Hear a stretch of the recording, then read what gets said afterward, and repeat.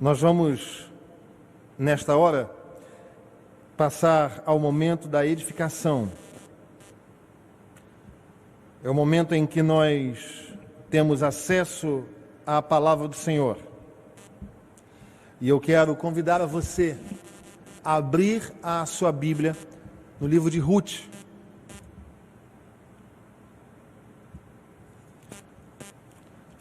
É um dos primeiros livros da Bíblia. Ruth, capítulo 1. Nós teremos hoje, a partir de hoje, uma série de reflexões no livro de Ruth, um livro pequeno, e eu quero recomendar a você que leia durante esta semana todo o livro de Ruth, pelo menos umas 2, 3, 4 vezes, uma vez que é um texto bastante pequeno, muito agradável de ler, e nós vamos meditar nesta história hoje. Nós vamos ler o capítulo 1, versos que vão do 1 ao 6. Livro de Ruth, capítulo 1, versos que vão do 1 ao 6.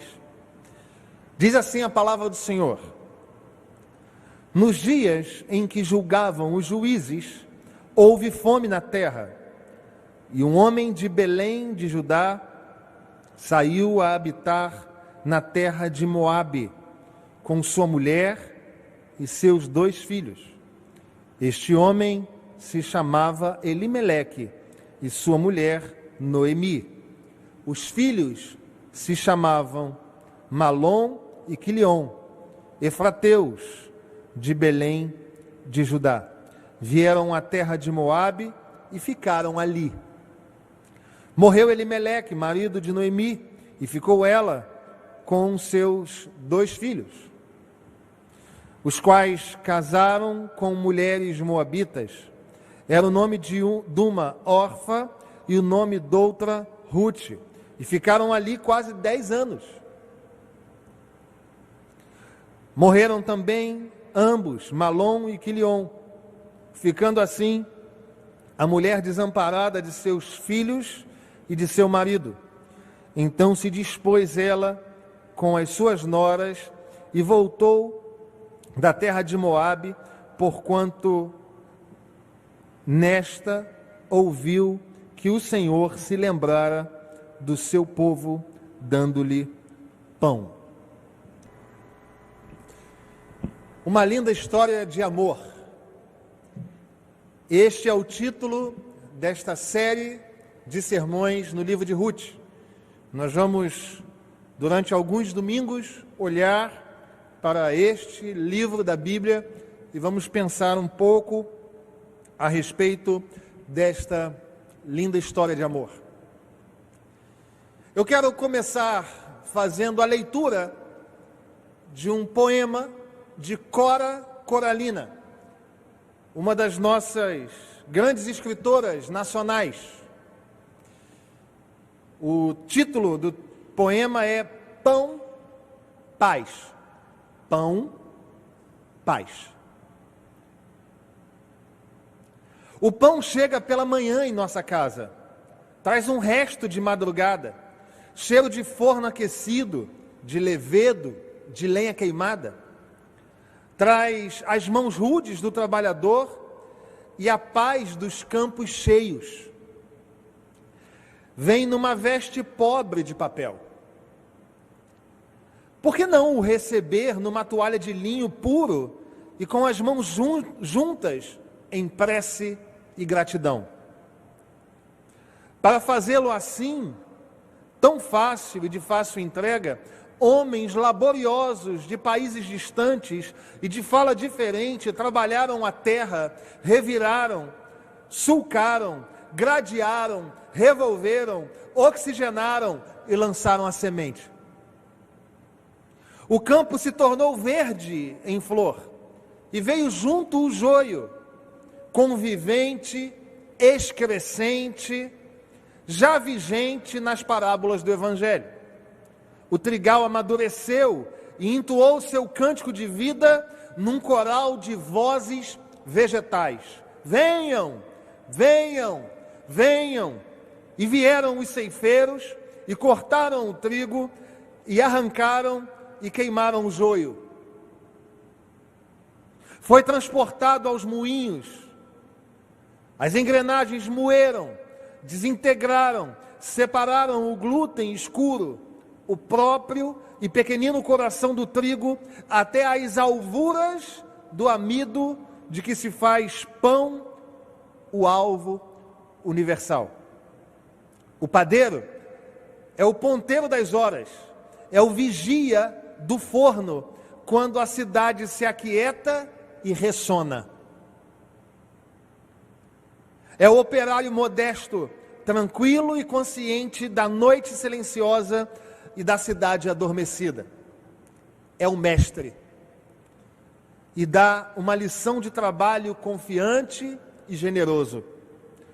Pela manhã, a padaria aberta, recendente, é a festa alegre das ruas e dos bairros. Devia ter feixes de trigo enfeitando as suas portas. É por esse caminho tão largo, tão longo, tão distante e deslembrado que o pão vem à nossa casa.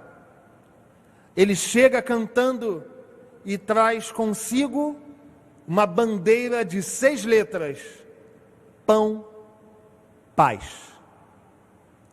Este lindo texto de Cora Coralina fala de todo o processo de feitura do pão, desde o momento em que se ara a terra, joga-se ali a semente do trigo, o trigo cresce também o joio, conforme os evangelhos mostraram, tira-se o joio, joga-se fora, queima-se o joio, tritura-se o trigo, vira a farinha, torna-se pão, alguém trabalha manualmente com esse processo, traz à sociedade esse alimento e com este alimento chega a paz.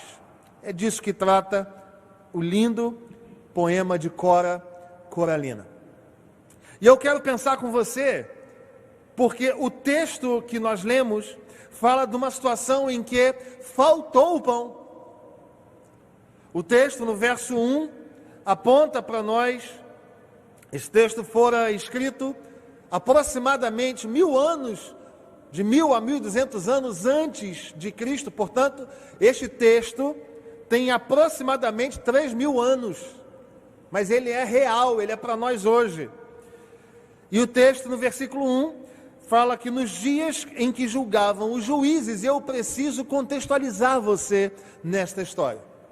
O tempo dos juízes foi um período difícil, de invasões violentas, um período sangrento. O governo não era unificado. O caos se instalava na sociedade, o Senhor levantava homens dele, juízes dele, para julgar o povo, dirigir o povo se aquietava, se acalmava, até que ele morria. E tudo voltava ao caos outra vez. Foi um período bastante complexo este. E o texto diz que esta história da família de Elimeleque, que era composta de Elimeleque, o pai, Noemi, a mãe, Malom e Quilion, os filhos. Eles estavam num período em que Belém de Judá passava fome, não tinha pão, não tinha paz. É interessante que os versos 1 e 2 nos situam do tempo, do lugar e das personagens, uma característica típica das narrações. E o que é interessante é que o verso 3 chega e traz uma solução para esse problema pensada por Elimeleque. Diz assim o verso 3, diz assim o final do verso 2: vieram a terra de Judá e ficarão ali. Eles resolvem abandonar Belém e irem a Moabe. Eles abandonam a terra que Deus havia prometido e vão para um outro lugar atrás de pão. É interessante que Belém, em hebraico, é Beit Helem, a casa do pão. Então, Beit Helem, a casa do pão, não tinha pão, é uma incoerência. E Elimeleque então tem a genial ideia de abandonar o lugar para o qual ele tinha sido mandado pelo próprio Deus, vai para Moabe. Só que o verso 3 chega, e o verso 3 traz uma notícia calamitosa para esta família. Morre Elimeleque, morreu o pai. A tristeza da esposa era grande, ela agora não era mais esposa, ela era viúva. E no contexto da época, era uma situação muito difícil para a mulher. Mas, pelo menos, ela ainda tem 2 filhos que podem protegê-la e sustentá-la. Chega então o verso 4, e ele começa com um momento feliz dessa família. Os filhos casam, louvado seja Deus. Eu imagino as expectativas de Noemi. Vem netos por aí, mas o verso 4 diz, conforme eu aprendi no exército, nada é tão ruim que não possa piorar. Ela perde então os 2 filhos, e agora está ela, uma mulher que foi esposa e agora é viúva, e uma mulher que foi mãe e agora não tem filhos. Ela está, apenas ela e suas noras,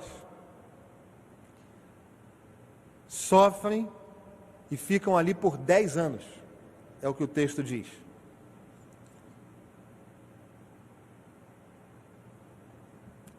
No entanto, no verso 6, Noemi resolve voltar a Beit-Helém. Ela resolve voltar à casa do pão. Ela resolve voltar ao lugar que Deus havia prometido, a fim de que seja alimentada pela bênção e pela provisão do próprio Deus. Isso me faz pensar, irmãos, em um percurso natural na calamidade. Todos nós, em alguma medida, diante da calamidade, fazemos atos, tomamos atitudes, percebemos situações que foram percebidas neste texto. E é por esta razão que eu quero compartilhar com você nesta manhã sobre o seguinte tema: o percurso do homem na calamidade. Você que gosta de anotar o tema do sermão, anote aí: o percurso do homem na calamidade. A calamidade chega à família de Elimeleque, na verdade ela chega a Beit-Helém, a casa do pão. A calamidade chega a esta cidade, não há pão lá, e Elimeleque então resolve ir para um outro lugar. Então, diante da calamidade, nós acabamos por tomar atitudes, e fatos de fato acontecem. Nós vivemos hoje em dia uma calamidade social. Vivemos hoje em dia uma situação complexa, seja na saúde pública, seja na economia, seja por extensão na educação.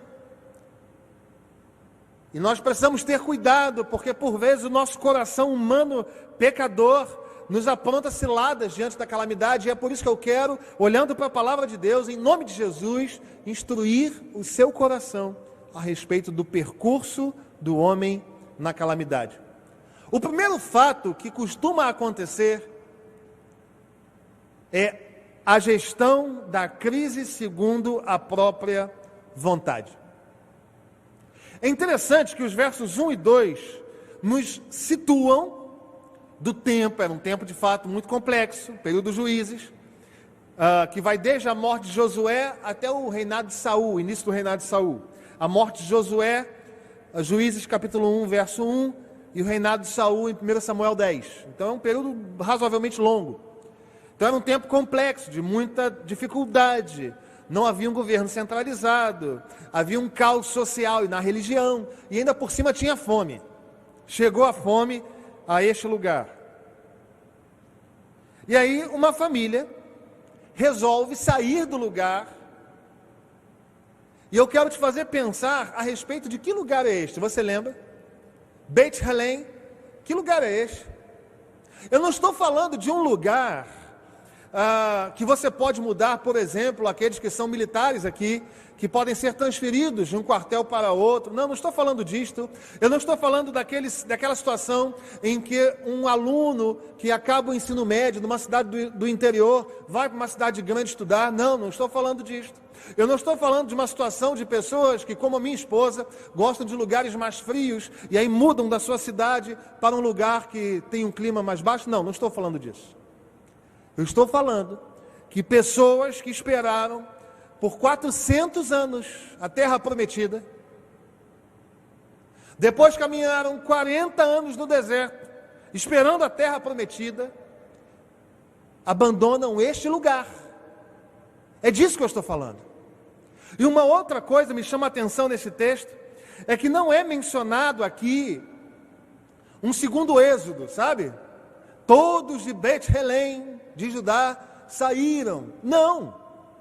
Antes, pelo contrário, a Bíblia fala desta família. Ou seja, todo o restante do povo de Deus ficou onde tinha que estar. Mas Elimeleque resolveu gerir, segundo o seu coração, segundo a sua vontade, a crise. E é interessante que Elimeleque, o nome Elimeleque, significa meu Deus é rei. Mas naquele momento, ele foi o seu próprio rei. Ele resolveu não obedecer, não permanecer onde Deus havia mandado ele ficar, e resolveu gerir, segundo a sua própria vontade, a calamidade. Se você vai ler o livro de Juízes, você vai perceber que uma das frases que se repetem lá é: cada um fazia o que era reto aos seus próprios olhos. E é exatamente isto que Elimeleque encarna. É exatamente esta ideia que é colocada em prática por Elimeleque e, por extensão, a sua família. Ele resolve deixar a terra prometida. Ele resolve deixar o lugar que Deus preparou para ele. E deixa eu falar uma coisa para você. Por muitas vezes é assim comigo. Por muitas vezes é assim com você. Por muitas vezes é assim com todo e qualquer ser humano que tem a responsabilidade de definir e de decidir. Por vezes, diante da calamidade, nós queremos agir pela força do nosso próprio braço. Queremos agir segundo aquilo que alenta o nosso coração. É como se nós disséssemos: eu acho que Deus se esqueceu de mim e eu preciso fazer alguma coisa. Existem pessoas na sociedade que dizem assim: se eu não brigar por mim, quem é que vai brigar, pastor? Deixa eu dizer uma coisa para você: se você não brigar por você, eu quero te falar de alguém que briga por você. O Senhor Deus que fez os céus e a terra, é Ele que briga por mim e que briga por você. Chega de tentar gerir a calamidade segundo a força do seu braço, segundo as suas lentes, segundo a perfeição do seu olhar. Diante dessa calamidade da quarentena, que vincula tudo isto à questão do vírus, do Covid-19, pode ser que você esteja assim. E o meu emprego, todos aqueles currículos que eu entreguei, ninguém me respondeu também, mas eu vou dar um jeito nisso. Talvez você que tem emprego esteja pensando: eu vou perder agora. O meu patrão não vai ter como me pagar, ele vai me demitir. Talvez seja a sua saúde.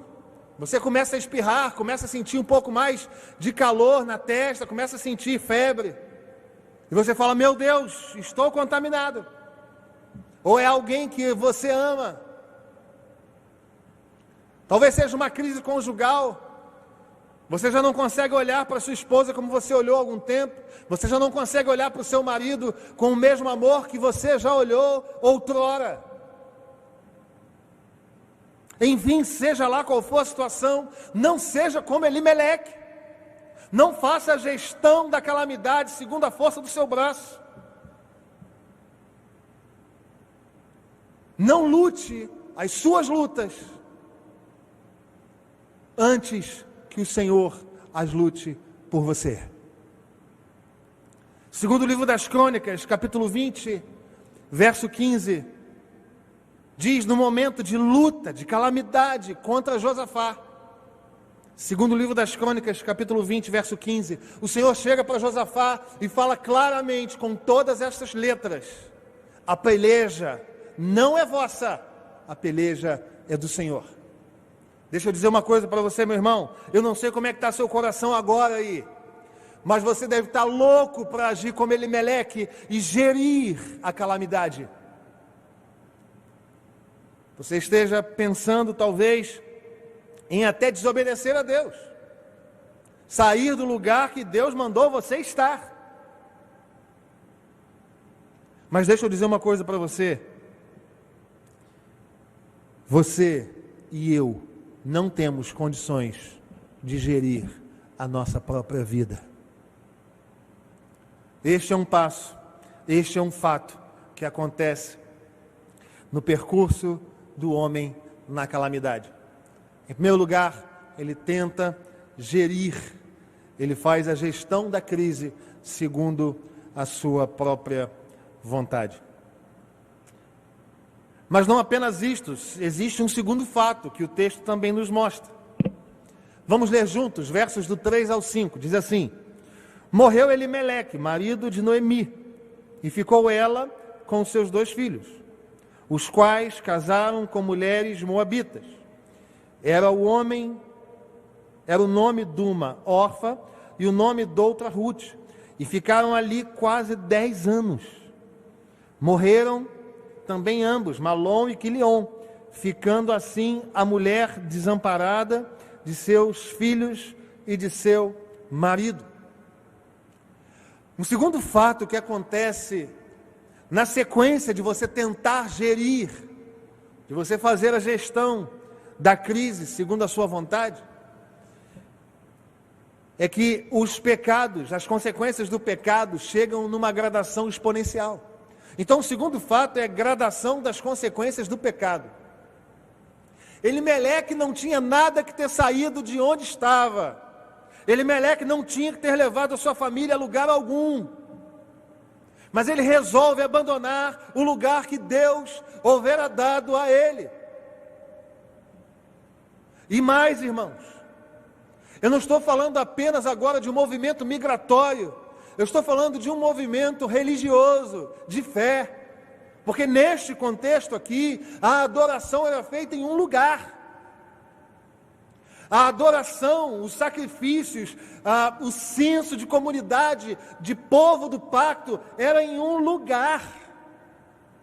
Portanto, não estar neste lugar era não estar em comunhão com Deus. E eles vão para lá e ficam lá por 10 anos.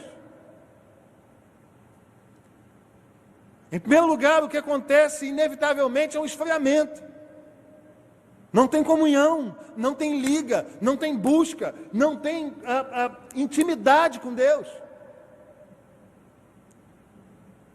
E aí começa o esfriamento pecaminoso. Mas não apenas isto, chega a morte. Elimeleque morre. Mas as coisas vão ficando piores, porque agora morrem os filhos. E agora elas passam situação difícil em terra estrangeira. Simplesmente porque resolveram fazer a gestão da crise conforme a sua própria vontade. Quando você faz a gestão da crise segundo a sua própria vontade, você tem que segurar a gradação das consequências do pecado.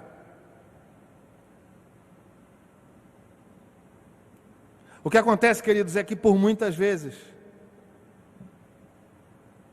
nós agimos como Elimeleque. A família vivia uma crise e ele simplesmente resolveu se afastar do lugar que Deus mandou ele estar. E nós achamos, ingenuamente, que este pecadinho é só um afastamento, vai ser por um breve tempo. O texto diz que eles foram para lá para o período da fome. E quando eles se perceberam, eles estavam lá. E eles ficaram lá por 10 anos. Não existe essa de um pecado simples, mínimo, uma negociação da fé simples e mínima, que vai tocar apenas naquela área da vida. Esqueça isto, isto é ingenuidade, isto é engano do pecado. O Salmo 42, verso 7, diz que um abismo chama outro abismo. Não são todos, irmãos, que vão embora de Beit-Helém, de Belém.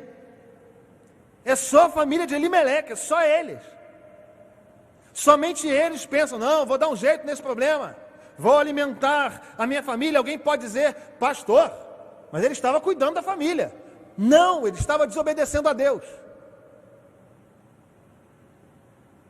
E entre cuidar da família, alimentar a família propriamente, e obedecer a Deus, confie na provisão de Deus.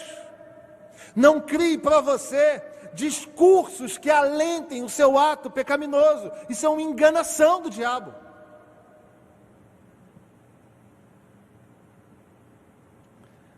Quando nós tomamos atitudes pecaminosas, não tem jeito.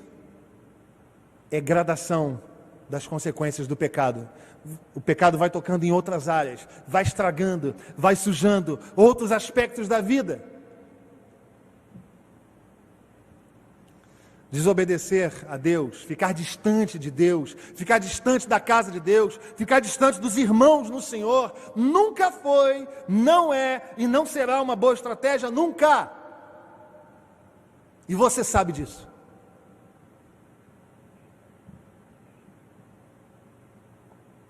Percebam que há uma gradação, irmãos. É o afastamento do lugar onde Deus queria que eles estivessem. É o esfriamento na fé, afastamento dos irmãos, morte de um, morte de dois, desamparo total. O que você tem levado para dentro da sua casa, meu irmão? A bênção da obediência ou a espada pelo afastamento?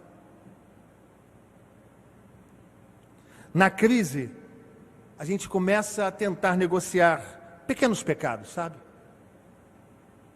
E eu falo a gente porque é começar de mim. Não existe palavra para vocês, a palavra é para nós. A gente começa a negociar bases. Estamos em crise, então vamos sonegar um impostozinho. Esses impostos são desonestos da parte dos governantes. Então, já que os impostos são desonestos, sejamos desonestos também. E aí a gente faz a gestão da crise segundo os nossos olhos e cria desculpas para isso. Pornografia. Muitos, não apenas jovens, adultos também, se envolvendo com pornografia. Não, mas é só naquele momento, isso não vai atrapalhar a minha relação com Deus, isso não vai atrapalhar a minha relação com a minha esposa, isso não vai atrapalhar a minha liderança sobre os meus filhos, isso não vai atrapalhar a minha vida espiritual de leitura bíblica, isso não vai atrapalhar, isso é mentira, irmão.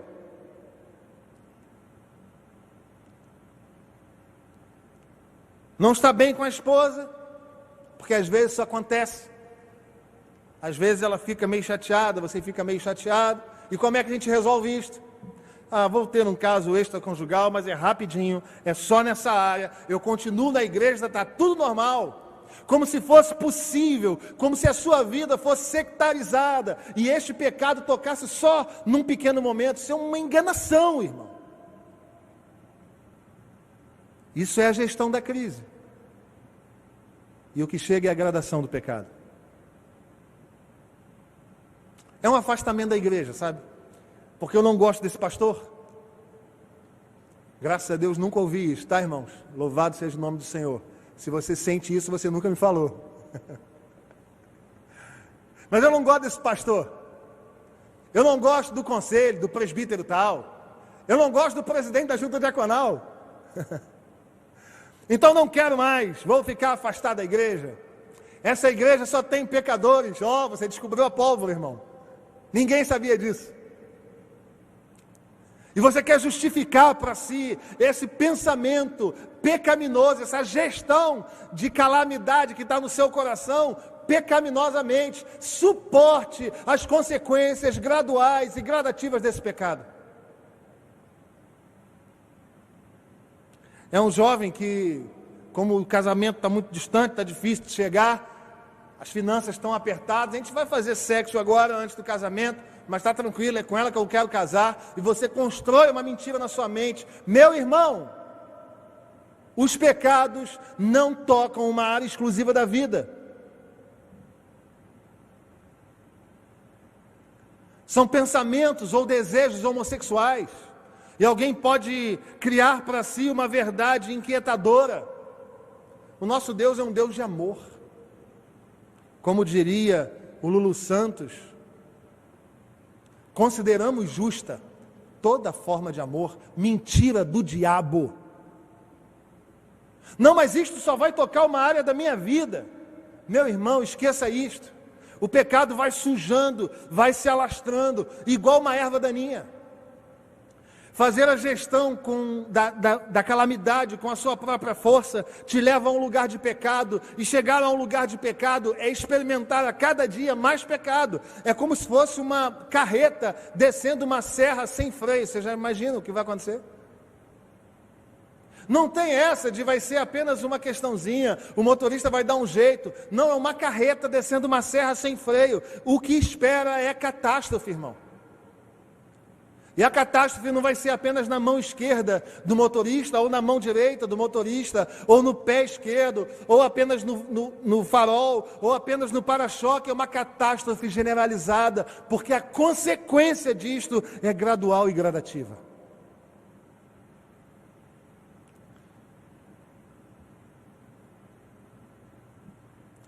Chegamos então ao lugar em que todos nós, em alguma medida, nos identificamos. Calamidade bateu a porta, nós fazemos, vou agir. Mamãe dizia algo interessantíssimo: crente é engraçado. Falando de mim, quando eu fazia alguma coisa, ela falava assim: crente é engraçado, meu filho, quando tem que orar, age, quando tem que agir, ora. A calamidade bate a porta e a gente age. Age pecaminosamente, age desconfiando da providência de Deus, age saindo da casa do pão para buscar pão, incoerência total. A gente age. E acha que o pecado vai tocar somente uma área da nossa vida, mas ele se alastrou e a sua vida agora está uma calamidade só. Se eu acabar aqui, eu sei que você desliga e chora. Mas você vai desligar quando acabar a transmissão, chorando de alegria diante de Deus, porque há o verso 6, louvado seja o nome do Senhor Jesus. Diz o verso 6, então se dispôs ela com as suas noras, e voltou da terra de Moabe, porquanto nesta ouviu que o Senhor se lembrara do seu povo, dando-lhe pão. Num dado momento, Noemi pega suas duas noras e fala: filhas, não dá para a gente ficar aqui. Não dá para nós ficarmos longe de Deus. Não dá para nós ficarmos afastadas de Deus, afastadas do convívio dos irmãos, afastadas da adoração ao Senhor. Não dá para nós vivermos longe de Deus. E é interessantíssimo, alguém que ama a língua portuguesa, porque depois do então, no verso 6, você tem uma oração começando com um verbo, veja aí, dispôs. Mas veja que o sujeito é composto, ela com suas duas noras. Isto normalmente levaria o verbo para o plural, dispuseram-se, ela e suas noras.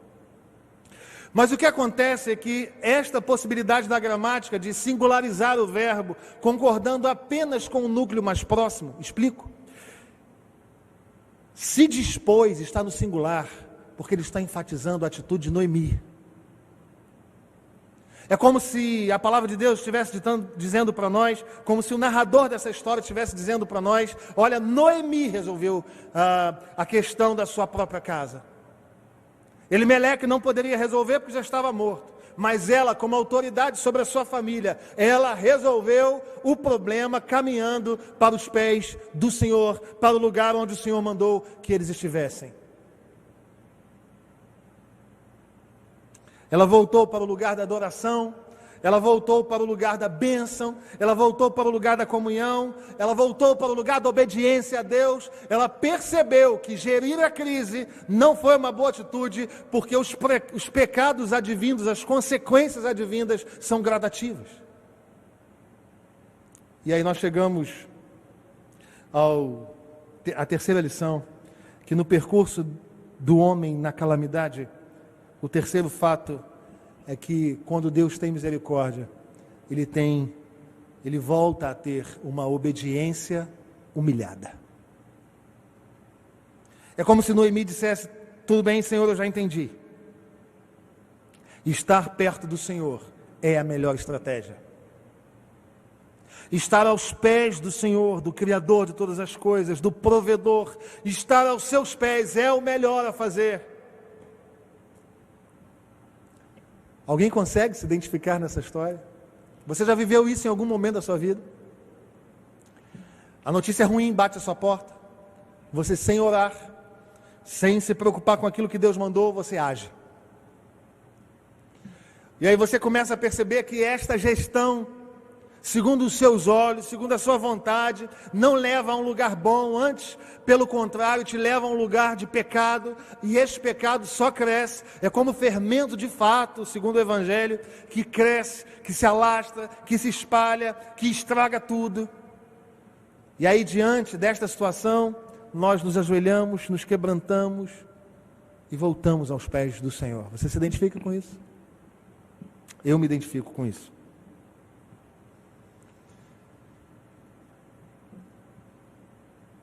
O que acontece, queridos, é que diante da calamidade nós precisamos confiar na provisão do Senhor, entregar a nossa vida a Ele.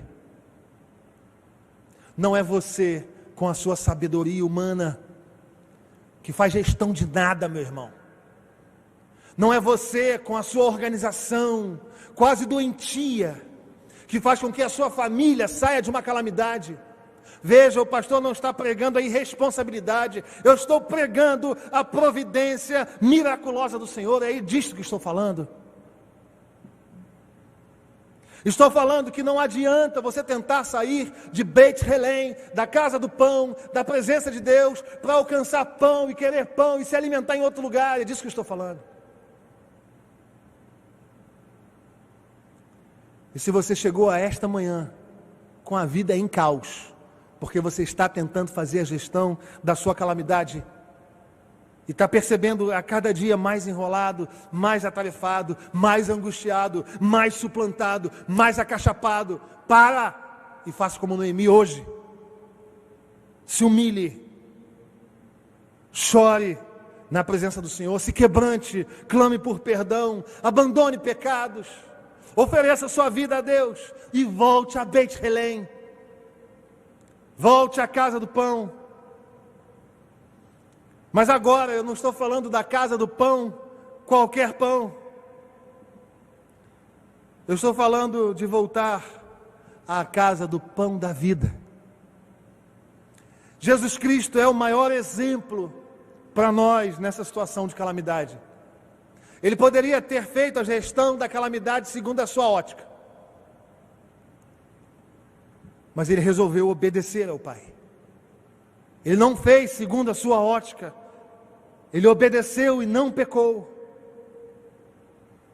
E foi até a morte e morte de cruz, por entender que obedecer ao Pai era a melhor estratégia. Sabe por que Jesus fez isso? Porque Ele sabia que eu e você não íamos conseguir fazer.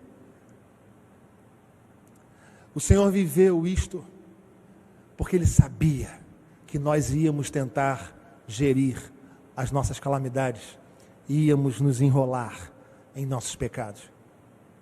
Ele fez isso para que nós pudéssemos vivenciar a Noemi do século 21 e voltar aos pés do Pai, não agora por méritos próprios, mas pelo mérito do Senhor Jesus Cristo, que se ofereceu na cruz, dizer: Pai, eu pequei diante do Senhor, pequei diante do céu, fiz o que era mal perante os teus olhos, conforme o filho pródigo, em Lucas. Em Jesus nós podemos nos reaproximar, em Jesus nós podemos voltar a Beit Helém, nós podemos voltar à casa do pão, entendendo que este pão nos alimenta para sempre, entendendo que é dele que vem a provisão. Volte para Deus agora, volte para Deus hoje. Este afastamento não está te fazendo bem. Este pecado doméstico, este pecado comum, este pecado que você tem nutrido não está te fazendo bem. E não está te fazendo bem, não é apenas naquela área, não, mas na vida como um todo.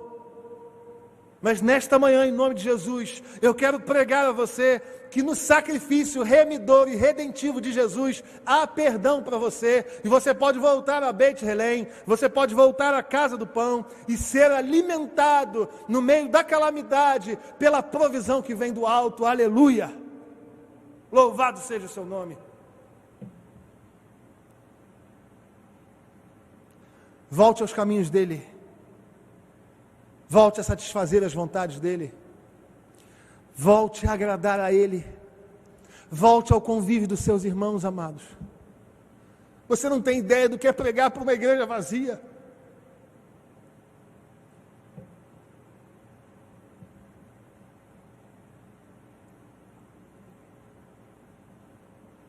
E quando a gente está fora da quarentena, tem gente que resolve não vir, porque está cansado, porque acorda todo dia da semana cedo,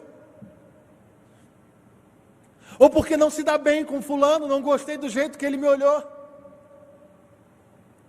Volte ao convívio, irmão, repense isto, agrade a Deus. E para encerrar, eu quero voltar ao final do poema de Cora Coralina, a última estrofe. Diz assim: graças, meu Deus, por essa bandeira branca de paz, que traz a certeza do pão. Graças pelas 1000 vezes que o livro santo escreve e confirma a palavra generosa e suave: pão. Cora Coralina termina dizendo: eu dou graças a Deus, porque eu tenho pão, e porque tenho pão, eu tenho paz. E eu dou graças a Deus por todas as vezes que o livro santo usa a palavra pão. E eu quero fazer um adendo, com todas as vênias, ao texto de Cora Coralina. Graças ao meu Deus, porque existe uma realidade de paz, a paz que excede o entendimento, que traz a certeza do pão que está vivo e que desceu do céu. O nome dele é Jesus Cristo. Graças pelas 1000 vezes que esta palavra, a Bíblia Sagrada, fala da verdade do pão que está vivo e que escreve e afirma a sua generosidade. Volte para Beit Helém, volte para a casa do pão, volte para os pés de Deus. Pare de tentar gerir a crise, porque é do alto que vem a provisão para a sua vida na calamidade. Que Deus nos abençoe nesta manhã, e que você nesta manhã volte aos pés do Senhor.